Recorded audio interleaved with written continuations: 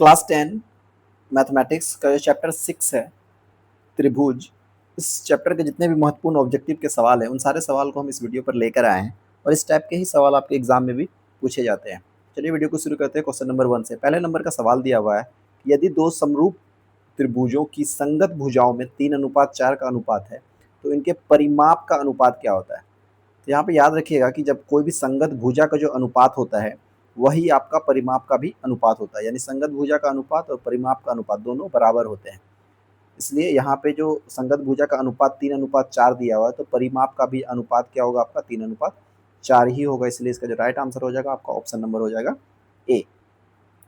Next सवाल दिया है क्वेश्चन नंबर 2 में कि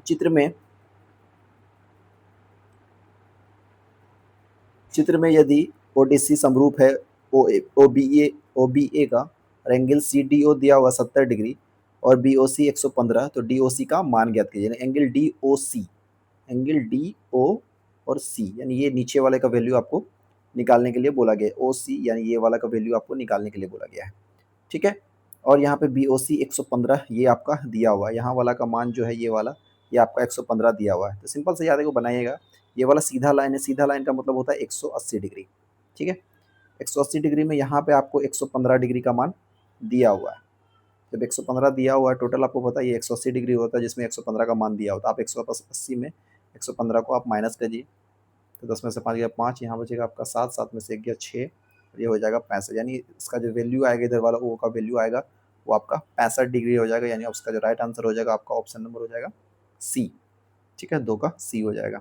नेक्स्ट सवाल दिया है क्वेश्चन नंबर 3 में कि सभी वर्ग होते हैं, जितने भी वर्ग होते हैं वो आपके समरूप कहलाते हैं। यानी इसका जो राइट आंसर होगा ऑप्शन नंबर ए।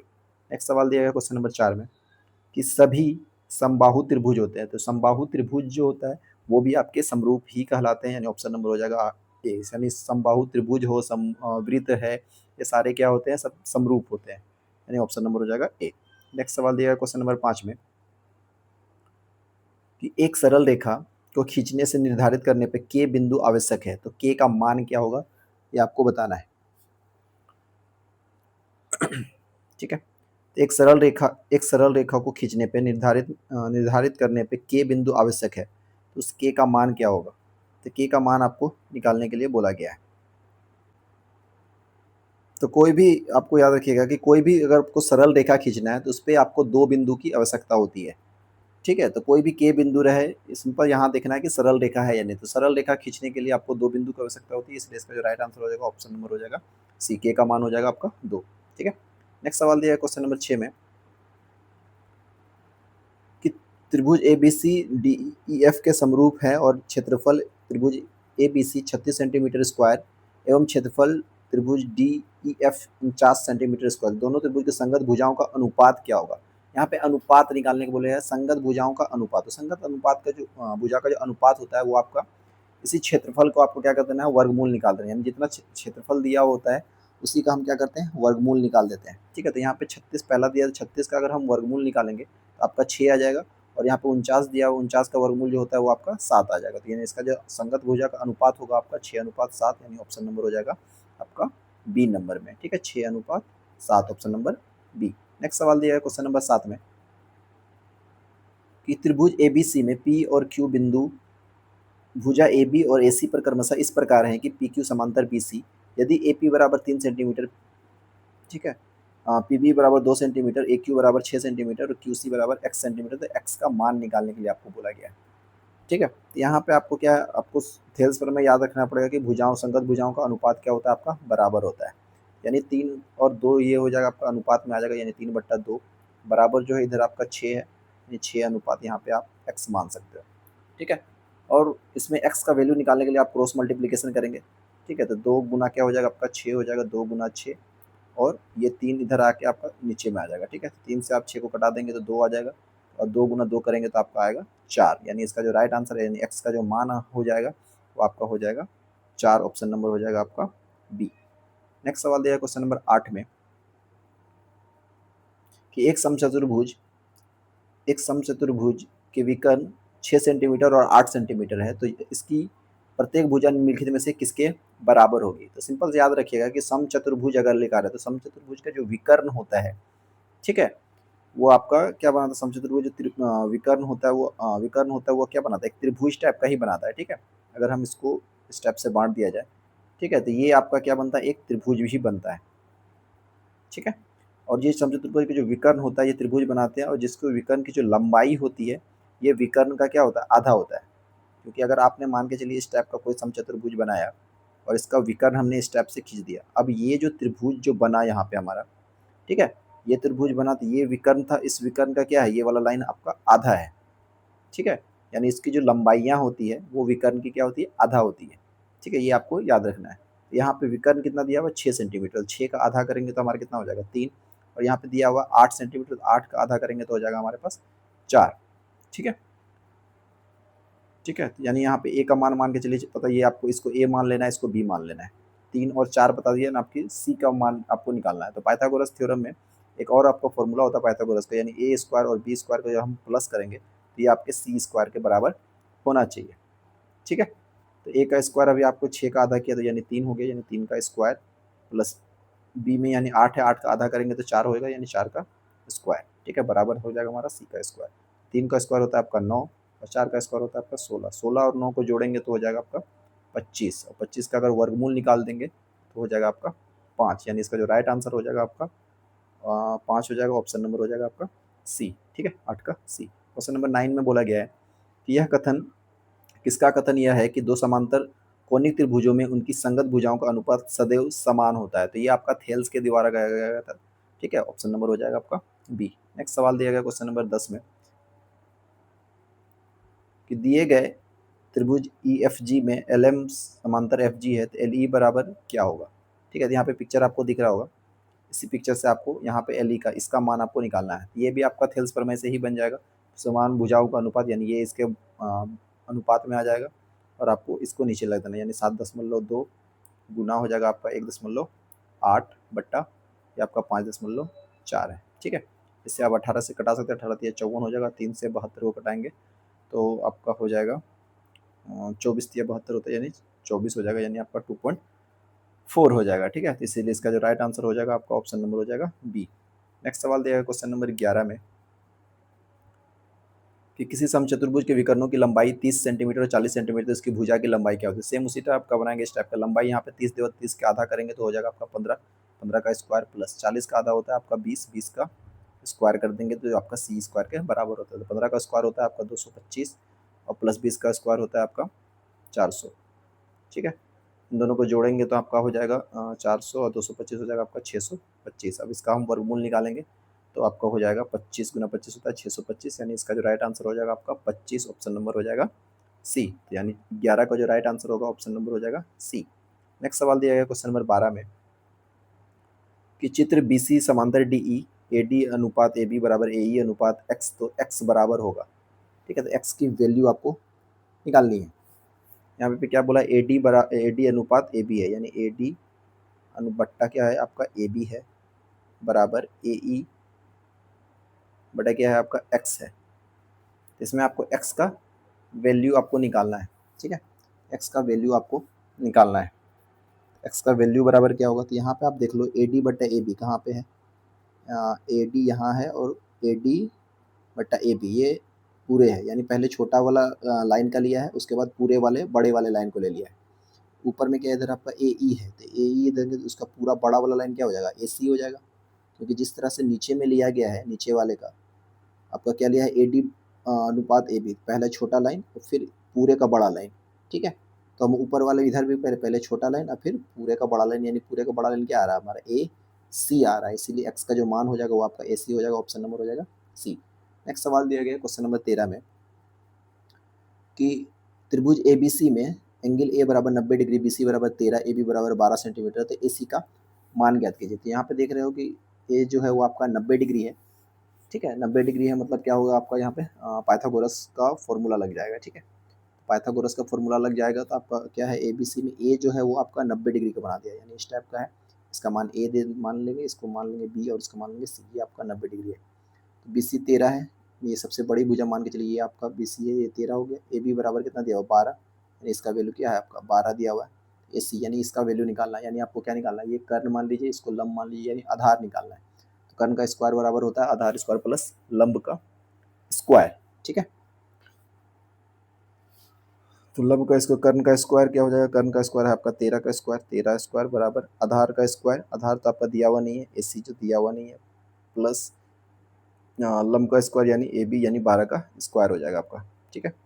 तो आप इसको सोल्व कर सकते हैं, 13 गुना 13 हो जाएगा 169, और 12 का स्क्वायर होता है 144, 144 को इधर लेके आएंगे तो माइनस हो जाएगा, 169 में आप 144 माइनस कीजिएगा तो आपका हो जाएगा 25 बचेगा, और 25 का आप वर्गमूल निकालोगे तो आपका आंसर आ जाएगा 5, यानी इसका जो राइट आंसर हो जाएगा, AC का जो राइट आंसर हो जाएगा वो आपका ऑप्शन नंबर C हो जाएगा। नेक्स्ट सवाल दिया गया क्वेश्चन नंबर 14 में कि दो समरूप त्रिभुजों के क्षेत्रफल का अनुपात 64 121 है, उसके संगत भुजाओं का अनुपात क्या होगा। संगत भुजा का अनुपात आपको निकाले बोले थे, इसका आप वर्गमूल निकालिएगा। पहला 64 है, 64 का वर्गमूल होता है 8, और 121 का वर्गमूल होता है आपका 11, यानी 8:11। इसका जो राइट आंसर होगा 8:11, ऑप्शन नंबर ए हो जाएगा, ठीक है, 14 का ए हो जाएगा। नेक्स्ट सवाल दिया गया क्वेश्चन नंबर 15 में, यदि दो त्रिभुज ABC और PQR, एंगल A बराबर P है, B बराबर Q है, C बराबर R है, तो क्या होगा। तो ये तीनों आपको दिखाने कौन सा समरूप हो जाएगा। तो यहाँ पे आपको देख रहे हैं कि सारा क्या है, A बराबर P है, B बराबर भी Q है, और C बराबर R है, यानी ABC जो है वो PQR के बराबर है, यानी समरूप है, यानी ABC जो हो जाएगा वो आपका समरूप होगा PQR का, ऑप्शन नंबर हो जाएगा आपका D। नेक्स्ट सवाल दिया क्वेश्चन नंबर 16 में कि दो खंभे 13 सेंटीमीटर और 7 सेंटीमीटर ऊंचे हैं और समतल जमीन पर लंबवत खड़े हैं। यदि उनके पायों के बीच की दूरी 8 मीटर है तो उनके सिरों के बीच की दूरी क्या होगी, ये आपको बताना है। तो दो खंभा है जो 13 मीटर और 17 मीटर, मान के चलिए दो खंभा है, एक तो ये है 13 और ये है आपका 7 मीटर, ठीक है, ये आपका 13 हो जाएगा, ये आपका मान लीजिए 7 हो जाएगा। अब बोला समतल जमीन पर लंबवत खड़े, ये नीचे वाला आपका जमीन है तो ये जमीन बन गया। यदि उनके पायों के बीच की दूरी 8 मीटर है, अब इसकी दूरी कितनी है आपकी 8 मीटर, ये 8 मीटर दिया हो, तो उनके सिरों के बीच की दूरी ज्ञात कीजिए। यानी आपको ये वाला दूरी, यहाँ से यहाँ तक का जो दूरी होगा ये वाला दूरी आपको बताना है। तो आपको याद है यहाँ पे अगर 8 मीटर है तो पहले यहाँ से यहाँ आप इसको मान सकते हो, ठीक है। तो यहाँ से यहाँ तक का दूरी जो तो 7 था, तो यानी यहाँ से इधर भी दूरी आपका कितना होगा, 7 ही होगा। तो ये टोटल 13 था, 13 में से 7 यहाँ, तो इसकी वैल्यू कितनी हो जाएगी आपका 6 हो जाएगा, ठीक है, 6। और यहाँ पे नीचे में 8 है तो ये भी 8 हो जाएगा। ये 8 है और ये 6 है, तो ये आपको ये निकालना है, कर्ण निकालना है। कर्ण का स्क्वायर होता है आपका आधार स्क्वायर प्लस लंब का स्क्वायर, तो आधार स्क्वायर आपका कितना है 8 है, तो 8 का स्क्वायर कर लीजिए, 8 का स्क्वायर हो जाएगा आपका 64, और लंब कितना है आपका 6 है, तो 6 का स्क्वायर हो जाएगा 36, ठीक है। इन दोनों को जोड़ेंगे 64 और 36 हो जाएगा, 100 का वर्गमूल निकालेंगे तो आपका आ जाएगा 10, ठीक है, यानी इसका जो राइट आंसर हो जाएगा आपका 10, ऑप्शन नंबर हो जाएगा ए। नेक्स्ट सवाल दिया गया क्वेश्चन नंबर 17 में, किसी त्रिभुज के दो कोनों का योग तीसरे कोण के बराबर है, यदि दोनों दो कोनों का अंतर 50 है तो त्रिभुज के कोण क्या है। पहले बोला है कि दो कोण का योग जो है वो तीसरे कोण के योग के बराबर है, ठीक है, यानी दो को जोड़ेंगे तो वो तीसरे के बराबर होगा। तो यहाँ पे आप देख सकते हो 45 45 90, ये सही है, 20 70 ये भी 90 आ रहा है, 40 70 ये तीसरे 70 के बराबर नहीं है, तो 20 और 60 आपका 80 होता है, यहाँ पे 100 दिया होता है, ये नहीं, दो ऑप्शन तो आपका खत्म हो गया, बचा दो ऑप्शन, यानी ए या बी इनमें से होगा। अब देख लेंगे, दो कोनों का योग तीसरे कोण के बराबर, दो को जोड़ेंगे तो तीसरे के बराबर, 45 45 90, ठीक है, ये आ रहा है 20 70 90, ये भी आ रहा है, ठीक है। नेक्स्ट उसके बाद क्या, यदि दो कोनों का अंतर 50, यानी दोनों को माइनस करेंगे तो 50 आना चाहिए। तो पहला यहाँ 45 में 45 माइनस करेंगे तो 50 का तो अंतर नहीं आ रहा है, यहाँ पे तो 90 आ रहा है, ठीक है, 45 45 तो जीरो है। 20 और 70 के बीच में देखेंगे, 70 में से अगर 20 घटाएंगे तो आपका 50 आ रहा है, ठीक है, तो अंतर 50 आ रहा है, यानी इसका जो राइट आंसर हो जाएगा आपका ऑप्शन नंबर हो जाएगा बी। नेक्स्ट सवाल दिया है क्वेश्चन नंबर 18 में कि यदि एक समबाहु त्रिभुज ABC की एक भुजा 12 सेंटीमीटर है तो उसकी ऊंचाई क्या होगी। यहाँ पे याद रखिएगा समबाहु त्रिभुज दिया हुआ है, तो समबाहु त्रिभुज की जो ऊंचाई का यहाँ ऊंचाई निकालना है, तो ऊंचाई का फॉर्मूला होता है √3/2 गुना √3/2 गुना भुजा होता है, ठीक है, ये आपका फॉर्मूला होता है समबाहु त्रिभुज की ऊंचाई निकालने का, ठीक है। तो भुजा दिया हुआ 12, तो ये आपका क्या हो जाएगा √3/2, और भुजा दिया हुआ आपका 12, तो यहाँ पे लिख देंगे 12। अब 2 से 12 को कटाएंगे तो आपका हो जाएगा 6, यानी 6 इधर है और इधर आपका √3, यानी 6√3 इसका राइट आंसर हो जाएगा, 6√3 आपका ऑप्शन नंबर हो जाएगा बी, ठीक है, यानी 18 का हो जाएगा बी। नेक्स्ट सवाल दिया गया है 19 में कि एक आदमी 24 मीटर पश्चिम जाता है, पुनः 10 मीटर उत्तर जाता है, तो प्रारंभिक बिंदु से कितनी दूरी पर है। तो पहले 24 मीटर वो मान के चलिए पश्चिम इधर चला गया, 10 मीटर उत्तर गया, मान के चलिए इधर आपका 10 मीटर चला गया, ये 24 था और ये आपका 10 है, तो प्रारंभिक बिंदु से कितना दूरी पर, यानी यहाँ से वो स्टार्ट किया था और यहाँ से यहाँ तक का दूरी निकालना है। यानी ये आपका क्या हो गया, कर्ण हो गया, ये त्रिभुज आपका बन गया ना, और ये आपका क्या है, कर्ण है। तो कर्ण का फॉर्मूला लगा लीजिए, कर्ण का स्क्वायर बराबर क्या होता है, आधार स्क्वायर प्लस लंब का स्क्वायर, तो 24 का स्क्वायर, ठीक है, 24 का स्क्वायर कर लेंगे और आपका 10 का स्क्वायर कर लेंगे। तो 24 का स्क्वायर होता है आपका 24 का स्क्वायर, 24 गुना 24 कितना होता है, गुना कर लीजिएगा, ठीक है, 24 गुना 24 शायद 576 होता है, हाँ 576, ठीक है। तो 576 और प्लस आपका 10 का स्क्वायर था यानी 100, तो जाए आपका 676, और 676 जो है वो आपका 26 का होता है, ठीक है, सॉरी 1 मिनट, 24 का स्क्वायर होता है आपका 576 होता है, ठीक है, 24 का जो स्क्वायर होता है वो आपका 576, और इधर आपका हो जाएगा 10 का स्क्वायर हो जाएगा 100 यानी 676, और 676 होता है आपका 26 का, ऑप्शन नंबर हो जाएगा सी। नेक्स्ट सवाल दिया है क्वेश्चन नंबर 20 में कि किसी त्रिभुज की तीनों शीर्षों की खींची गई लंब के कटाव बिंदु को कहा जाता है। किसी त्रिभुज के तीनों शीर्ष है और उसके जो लंब होता है, लंब के कटाव बिंदु को क्या कहा जाता है, तो लंब के कटाव बिंदु को लंब केंद्र कहा जाता है, ऑप्शन नंबर हो जाएगा डी।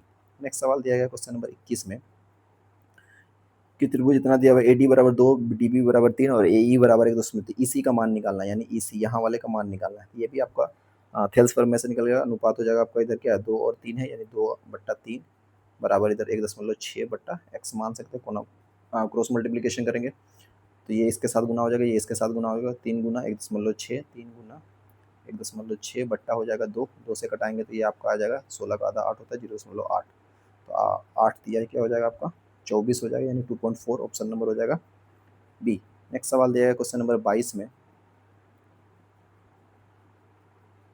कि दी गई आकृति में एबीसीडी समांतर चतुर्भुज थे, ए सी बी की मान ज्ञात कीजिए, ए सी और बी बोला गया इधर वाले, यानी ये वाला का वैल्यू निकालना है आपको, ठीक है, सी का वैल्यू बोला है निकालने के लिए, इधर वाले का वैल्यू आपको निकालना है, ठीक है।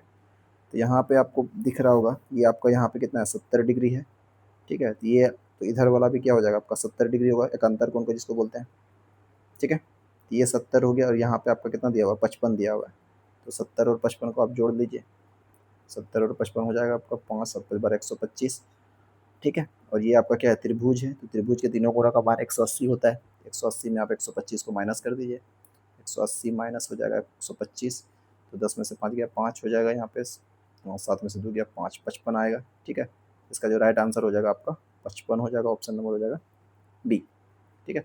नेक्स्ट सवाल दिया क्वेश्चन नंबर 23 में कि अगर दो त्रिभुज की संगत भुजाएं समानुपाती हैं तो दोनों त्रिभुज क्या होंगे, तो अगर दो त्रिभुज की संगत भुजाएं अगर समानुपाती है तो उसके जो त्रिभुज हो गए वो समरूप होते हैं, ऑप्शन नंबर हो जाएगा सी। नेक्स्ट सवाल दिया है क्वेश्चन नंबर 24 में त्रिभुज के तीनों कोणों का योगफल क्या होता है, तीनों कोणों का योगफल जो होता है वो 180 डिग्री होता है, ऑप्शन नंबर बी।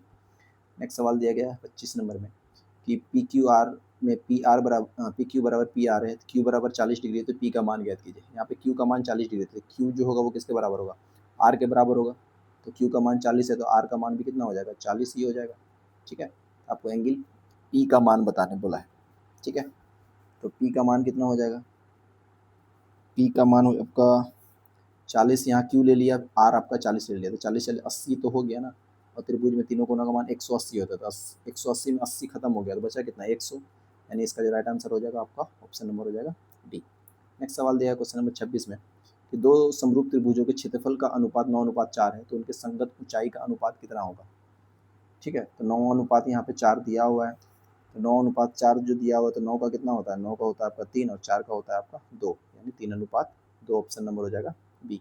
नेक्स्ट सवाल दिया है क्वेश्चन नंबर 27 में यदि दो समरूप त्रिभुजों का क्षेत्रफल का अनुपात 25:64 है तो इनके संग वही सेम सवाल है, 25 का होता है आपका 5 और 64 का होता है आपका 8, यानी 5:8, ऑप्शन नंबर हो जाएगा सी।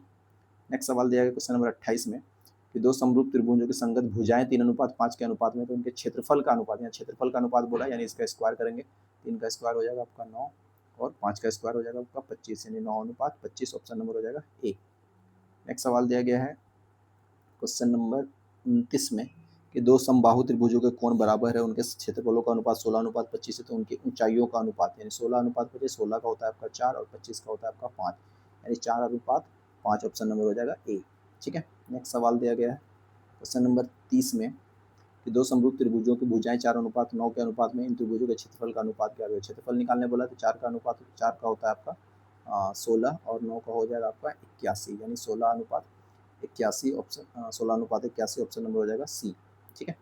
नेक्स्ट सवाल दिया है क्वेश्चन नंबर 31 में कि एक समबाहु त्रिभुज का क्षेत्रफल 4/3 सेंटीमीटर है तो इसकी परिमिति क्या होगी। यहाँ पे परिमिति निकालने बोला है, समबाहु त्रिभुज का क्षेत्रफल दिया हुआ। ठीक है, तो पहले आप इसको आप भुजा निकालना पड़ेगा। तो समबाहु त्रिभुज का जो क्षेत्रफल होता है, क्षेत्रफल का फॉर्मूला याद रखना, क्षेत्रफल का फॉर्मूला होता है √3/4 गुना ए का स्क्वायर होता है। ठीक है, ये आपका समबाहु त्रिभुज के त्रिभुज का क्षेत्रफल इतना होता है। ये इसका वैल्यू दिया हुआ 4:3, यानी ये बराबर किसके है आपका 4:3 के बराबर है। ठीक है, इससे आपको ए का वैल्यू निकालना है। तो ए का वैल्यू निकालने के लिए आपको क्या करना पड़ेगा, इसको क्रॉस मल्टीप्लिकेशन करेंगे, ये कोना कोनी गुना हो जाएगा। तो 4:3 जो है वो 4 के साथ गुना हो जाएगा और ये √3 नीचे आ जाएगा। तो आपका जो बचेगा वो आपका 4√3 गुना 4/√3 आ जाएगा। √3 खत्म हो जाएगा तो 4 गुना 4 बचेगा आपका 16। ठीक है, तो ए स्क्वायर का मान हो जाएगा आपका, ए स्क्वायर का मान हो गया 16, तो ए का मान हो जाएगा आपका 4। ठीक है, अब यहाँ पे क्या बोला है, परिमिति बोला है। समबाहु त्रिभुज है, त्रिभुज में 3 भुजा। ठीक है, एक भुजा का मान 4 है तो 3 भुजा का मान कितना हो जाएगा 12, यानी ऑप्शन नंबर हो जाएगा बी। तो यहाँ पे जितना भी 31 सवाल था उन सारे सवालों को हम लोगों ने कंप्लीट कर दिया। फिर मिलते हैं नेक्स्ट वीडियो में, तब तक के लिए थैंक यू।